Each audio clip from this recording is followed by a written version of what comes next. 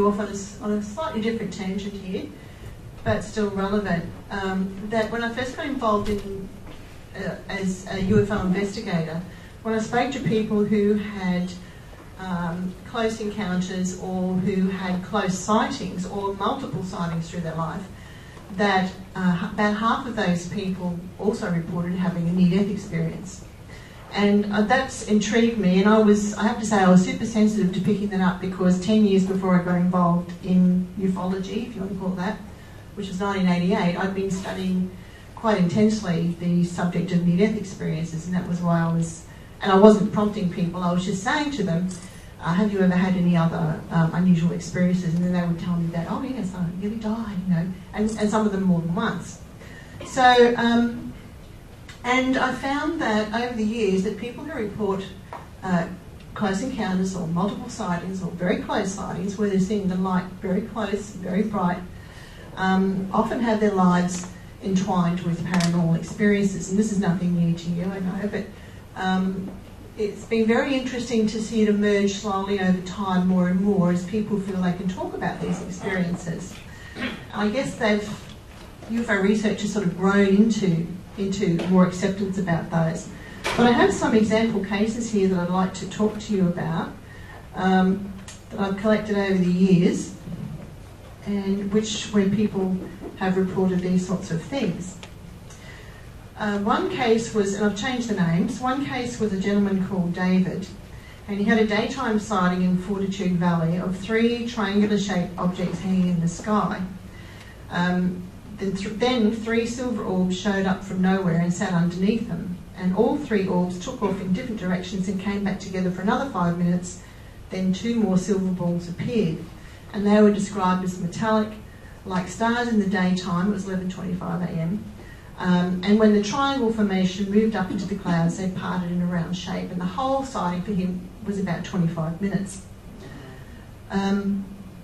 He also had, I'm just giving you a history of his sightings, and then I'll tell you a bit about him. In 1991, he was at the base of the Blue Mountains, and he saw a star-sized object that intensified over 2 seconds to a neon blue colour. And the blue colour flashed, and out of the flash came an orange fireball that moved off at a 45-degree angle. And it stopped and changed from a football shape and stretching out to a cigar shape. And it remained stationary for 20 to 30 seconds and changed direction and left faster than anything he'd seen before. He had other experiences too. In 1990 and 91, he had 2 encounters with the typical grey aliens who were taunting him. He had paralysis, he had medical examinations, and on one occasion he found himself on a ship laying on his stomach, and he looked over and saw an embryo, and his vision was limited to his position, so that was about all he saw quickly. Another time he saw a ship close up about the size of a bus, only 20 metres away. And he also has a memory of going to a huge silver city described as 10 times the size of New York. And the sky was white, the ground was silver, rivers and lakes were silver, and he sensed someone was with him, and he felt very tranquil and peaceful during his experience. Now, in 1996, he went to a military boarding school, and on 2 occasions he heard multiple voices speaking in reverse, just in the air. And it was like, and they were whispering as well. And they sounded very crisp-like, and he described them as like a manufactured sound. And later that year, he was at a coffee shop, and he had a fork. He was talking to friends over coffee, and he had a fork, and it just twisted in his hand while he was talking to them, a bit like the Yuri Geller effect, right? He also had a I can't see. He also had a house key, well actually a key to his unit, and he showed it to me, and the round part of the key was flat, but the key, the part that went into the door, was twisted like that, and I actually saw that and handled it. I wish I'd taken a photo at the time, but I didn't. So I thought that was very interesting. His family had a history of paranormal activity. His grandmother had also seen a black, white and silver disc in Tasmania. His mother had had an abduction experience where she was taken to some sort of waiting room in a big ship where the last thing she remembered was walking into a liquid turquoise pool. His father had had a sighting of a silver object in the sky, and David witnessed a shadowy object, or vaporous thing actually, coming out of his father's body while he was standing in the kitchen, which was very consistent with the shadow people that he'd seen as children. So you can see there that he's having close sightings, having close encounters, and he's also having these other sort of strange paranormal effects in his life too. Now another one was a guy called Russell, or we'll call him Russell. As a child of 8 or 9, he had a group of small men, who were the typical greys, who would perform intrusive examinations on him by poking objects into his body. And he also reported experiences with beings with dolphin-like skin who helped him against these greys. They would sort of show up at times when he'd have these abduction experiences, which they called then, and these other dolphin-like skinned people would show up and help protect him in various ways. But he subsequently had medical scans that show a lot of scar tissue in his body that was unaccounted for. But he reported that his experience had heightened his abilities, where he had sensitive hearing beyond the normal range. But he also reported he could see dead people. And he himself had 3 death experiences. One when he was 18-month-old, and he split his head open in an accident, but doesn't remember much about that. But the second one was when he was 20 years old, and he had an asthma attack, and he was dead for 5 minutes, describing going through a tunnel, and later reported to the nurse what was happening to him while he was dead. The third experience was when he was 26 years old, and he was smashed up on a reef.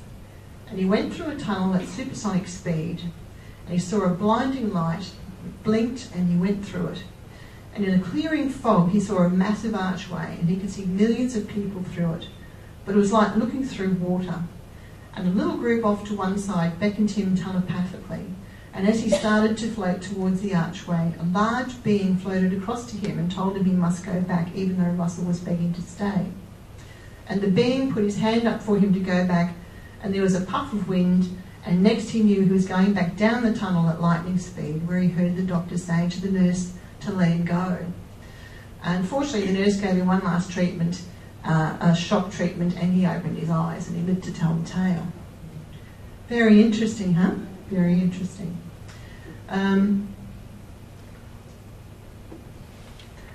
There was another case of a woman called Sandra.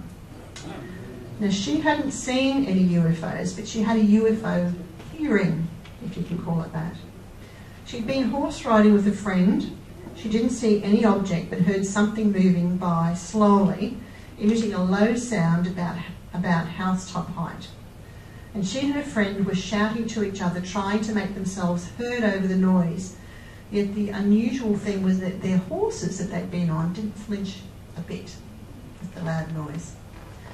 They didn't feel any air disturbance as it moved by, and after it had gone, they put the horses away, went home, watched TV, went to bed, and never talked about it, which we so often hear by people who have experiences like that. They have this strange response where they don't even talk about it, and then they later think, why didn't we talk about that? You know, why did that happen? It just goes out of their mind. Now, Sandra's father died when she was young, and her mother remarried. And there was a history of abuse in the family. And we often find this with people who report close encounters, that they can have traumatic childhoods. It doesn't have to be abuse, but it can be, you know, high levels of prolonged stress for various reasons. It could be a parent who's sick, could be a parent who's away, you know, they could be in charge of their siblings, and it puts a lot of stress on the older child. Could be things like that. But she had, and she had a lot of sleep disturbances. She had experiences as a child of missing memories. She'd have dreams of passing through walls and ceilings, being underwater, dream about eyes of cats, owls and bugs. We've heard that before, haven't we? Of being in classrooms and being taught something but not knowing what, and dreams of being underground with military personnel present. Not exactly the sort of thing a child dreams about. So she lived with her grandparents from age 8 to 10, and in those 2 years she remembers having out-of-body experiences. She had paralysis, sweating, and going to bed to thinking often, tonight they're going to come and get me. At age 11 or 12, she had to have her nasal passages cauterised because of the high incidence of nosebleeds that used to make her faint. And the condition ran in the family. There's the clue. Between the ages of 13 to 17, she'd often wake up with bruises appearing between her knees and upper thighs. She had dreams where she felt she was being placed in scenarios to see how she would respond, like she was being tested. She went to college at age 18 and the experiences stopped until age 21, where she began having sleep disturbances, aware of beings walking around the room, states of paralysis and hearing people discussing her. The dreaming didn't happen much after she fell pregnant with her daughter, who, when she had called me, had already been born. And all dreaming had ceased in the previous 5 years after she discovered that if she argued about being intruded upon, the experiences would stop.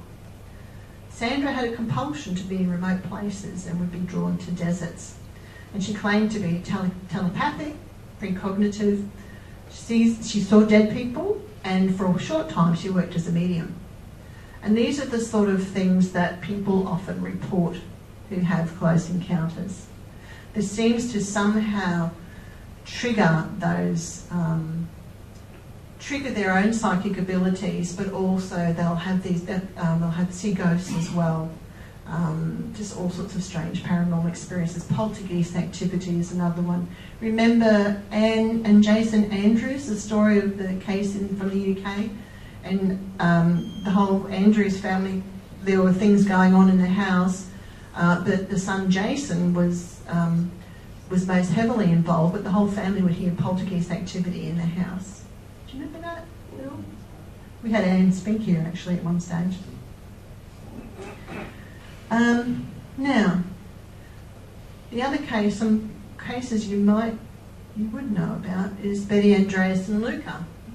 You know the story of the Andreasen affair. There's 5 books out about that. There's I particularly like The Watchers, but they're all great books. Betty was a devout Christian, which is really interesting that her experiences were grounded in this. But she would have close encounter experiences. They started in 1950 when she was a young child. She was taken on board one time and she saw this woman having things done on her. The woman was very upset and Betty went over to her to try and calm her. A fetus was taken from that woman, which Betty saw. Unfortunately, she was a bit of an artist and she did win some artistic awards, so she sketched her own, she drew her own sketches for her books that she had, well, that were written about her. And this fetus in a glass tube vial, whatever you call it, I've received 3 reports over that. It's not a common thing that I've received, but it does show up in the literature. 3 reports over 27 years, so it just goes to show you how many people see that. And one of those was from a child who was about 5 at the time. So here's another sketch of what she saw. It says up the top, looked like hair, but it was tiny sparks of light that lit up as the material disappeared onto the top cap. Not very pleasant to see, I'm sure. And the eyelids were cut off the fetuses too, which was quite upsetting for Betty to see. But she had many strange experiences, went on the craft many times. Just to give you a background of what her experiences on the craft, just very quickly. She had out-of-body experiences, she had a near-death experience. One of the inside the craft, one of the experiences, go back to that one, was where the small grey beings were leading her. They'd come to her at various times in her life, and they had said to her, you're going to meet the one, you're going to meet the one, but it's not time yet, not time yet. But when she did, they took her on board the craft. She left her body, her physical body. These beings took her to this great doorway, which I think was actually referred to as the Great Door. And she went in there in a non-physical state. and she was met by a beautiful bright white light, which people describe in near-death experiences, just to add to the confusion, right? So she's in there and she describes it as being just like people have near-death experiences, loving, beautiful, great place, don't want to leave it. All the negatives in her life just disappeared, and she just didn't want to leave. But she did, and she came back and she went back into her body. But that was a very interesting experience, huh? To have that on board a spaceship. I mean, what is that about? Why are ETs taking her to meet the one, which is a bright white light in a room like that? I don't get it. She also saw, and I might have mentioned this once a few times before, but she would find these humanoid beings laying on these, well, you can see what it is, and they would fold up from the feet up, and they would turn into these balls of light, and they would bounce around inside the craft. Goodness knows what the heck that is, but that's what she would see. And they would seemingly play, the ones that were still in humanoid shape, would seemingly play with these bound up balls of light. Crazy stuff. But, you know, this sort of stuff does get reported by researchers, but they don't necessarily pass it on because it is just too bizarre. And I think that's why a lot of it was not reported in the literature through the 90s as what could have been. Which is a shame because, anyway, it's coming out now and that's great. I like it. This is where she's having an out-of-body experience. This being turns up in I think that might have been a caravan at the time, I'm not sure. And she leaves the body and then she's taken away. Again, what is that about? Why are they doing this? Before I go on, I'll go on to that. Credo Mukwa, I'm sure a lot of you have heard of him. He was an African shaman, but he had close encounters and he became a shaman, but he had a lot of paranormal experiences as well. But one of his experiences was that he met someone in the street who he'd actually seen on the craft. So, and that confirmed to him that the experience that he'd been struggling with emotionally and mentally confirmed to him that, yes, I really did have a real experience because I saw him there, and he was very shocked. And when the other guy saw him on the street, he just ran because he was so frightened. That realisation effect, right? Then we've got people like Daryl Anker. Now, what you may not know about Daryl Anker, let me just go to him. I know, you know, he channels Bashar, right? A being called Bashar. But he's also a UFO researcher, and what you may not know about him is that on 2 occasions within the same week in 1973, he had close-range, broad daylight sightings of UFOs with witnesses present both times. And each sighting, they saw a dark, metallic, triangular craft about 30 feet on each side. And there were 3 blue-white lights, 1 on each point, and 1 orange-red light in the centre. And the craft in the first sighting was about 150 feet away, and in the second sighting only about 60 feet away. 10 years after the UFO sightings, Daryl started channeling this being that many of you know called Bashar, who claims to be an extraterrestrial, and Daryl was told that it turned out that the UFO that he'd seen previously was Bashar's spaceship. Make of that what you will, but the point is that he's now a medium after having very close sightings, corroborated by other people. Brian DeFlores is another one. Some of you would have heard of him. Have you? Some? Yeah. Couple. Seminars. Okay, right, yeah. I missed them, unfortunately. But his story was that he was a truck driver in Australia in 1996. He had a contact experience with beings who he referred to as star people. And after this, he began drawing images that he claims act as templates to introduce new systems, including financial, medical, spiritual, and educational systems for the coming golden age. And many of those works are quite large and they're completed in 20 minutes. So, and he also does this strange script writing, which is down the bottom there, which we see showing up with people who sometimes who have close encounters. I'll talk more about that soon. So these are the strange sort of things that people are reporting along with UFO events in their life. And those beings up the top are the types that of beings that he had seen, plus many more. You can go to his website, Brian, let's go back to that. That's his name, briandeflores.com. You'll find it there, and you'll find his galleries and this writings and images that are extremely expressive, and some of them are he calls light language, which some people have heard of. And this is, to me, it's a strange experience that happened. Apparently he's gone back to Las Vegas. He's not in Sedona anymore. Okay. He moved back to Las Vegas. Yeah. You've heard of, I didn't put his name down, Pablo Cesar Amaringo, the Peruvian shaman, right? He does all this crazy artwork, mind you, using ayahuasca.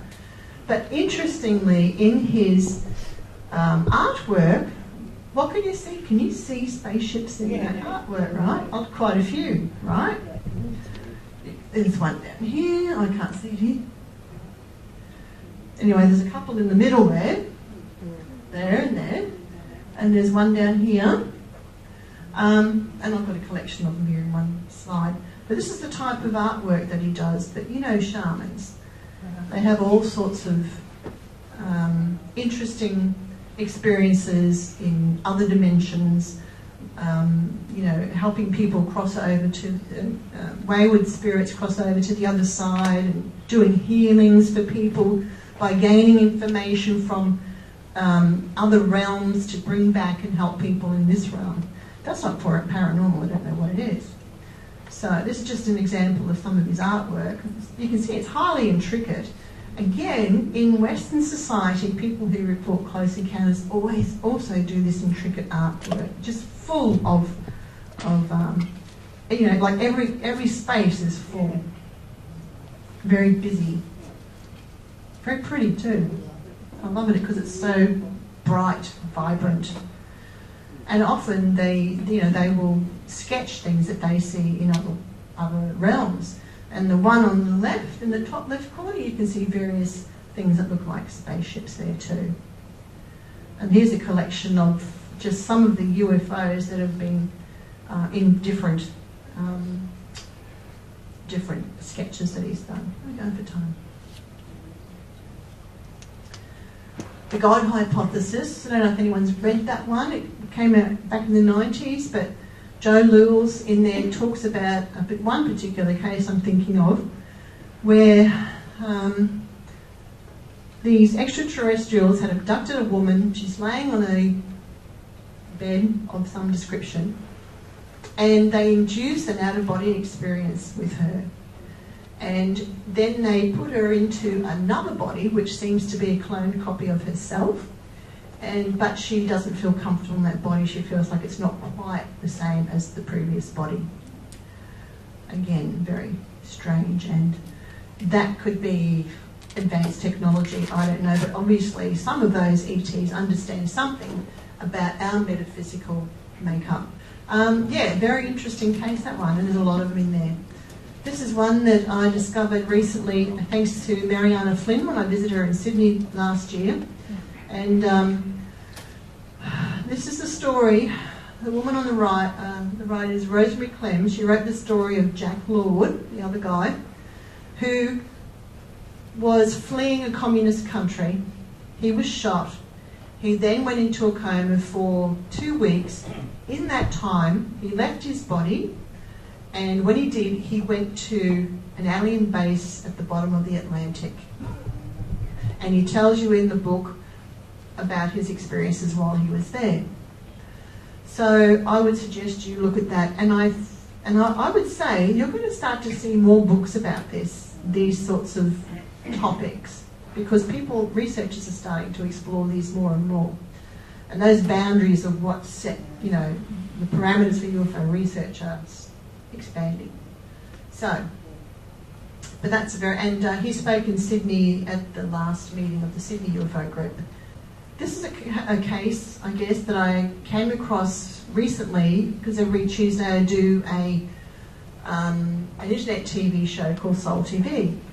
And on there, there is a woman Skyped in to us because she is in country Queensland, and she was wanting help, wanting to understand what the script writing was that she'd started to do, and this strange language was that she'd started to speak. So she sent samples into the show. She was actually on the show on Skype. And this is just some of the examples. But she has seen, like, she's seen ghosts as well. She's had close encounters. She's been on craft. She's had abduction experiences. She believes she's part of a hybrid program where she's, you know, producing hybrid children, all those sorts of things. And she's had sketches done of her children that she believes she's seen, and a couple of ETs that she believes she's seen. So very interesting. Hopefully we'll get to talk to her face-to-face soon, but this is just some more examples of what she's done. It doesn't mean that it's a language, but it's just the fact that she's doing this script writing, and a lot of it she does with her eyes closed. Interestingly, and this language that people are referring to as star language, when I was refreshing about the Betty Andreasen case this week, I read in the introduction that in one of her hypnosis sessions that she started to spontaneously speak this strange language. And no one knew what it was, but it actually turned out it was Gaelic. Someone actually tracked down that it was Gaelic, so it didn't mean it was a star language, but she just started speaking it under hypnosis. Interestingly, Betty's daughter Becky also did this script writing too, because she was involved in close encounters and abduction experiences too. And you can go to beckyandreasen.com and read her story. But yeah.